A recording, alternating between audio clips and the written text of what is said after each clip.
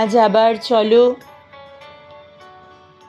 রবি রচনায় অবগাহন করি। রবীন্দ্রনাথের কবিতার মাধ্যমে ঘুরে আসি ছোটবেলার দুনিয়ায়। আজ পাঠ করব সহজ পাঠের প্রথম ভাগ থেকে কতদিন ভাবে ফুল কবিতাটি।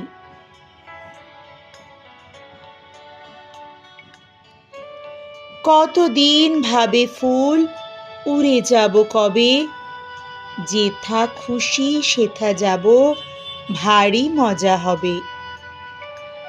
তাই ফুল একদিন মেলি দিল ডানা, প্রজাপতি হলো তারে কে করিবে মানা। রোজ রোজ ভাবে বসে প্রদীপের আলো, উড়িতে পেতাম যদি হতো বড় ভালো। ভাবিতে ভাবিতে শেষে কবে পেল পাখা, জোনাকি হলো সে ঘরে যায় না তো রাখা।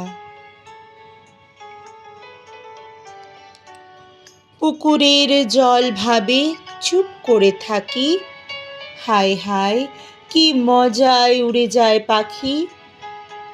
তাই একদিন বুঝি ধোঁয়া ডানা মেলে, মেঘ হয়ে আকাশেতে গেল অবহেলে।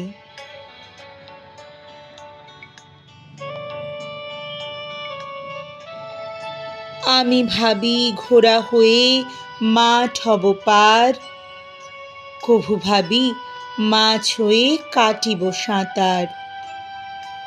কভু ভাবি পাখি হয়ে উড়িব গগনে, কখনো হবে না সে কি ভাবি যাহা মনে।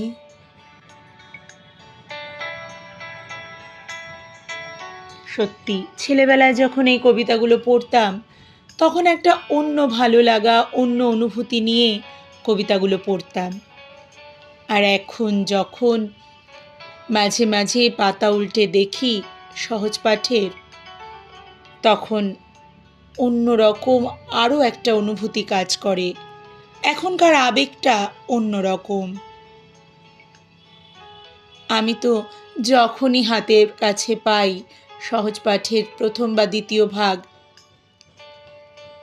ফেলে আসা আবেগে আর অনুভূতিকে সঙ্গী করে পাতা উল্টে দেখি, খুব ভালো লাগে।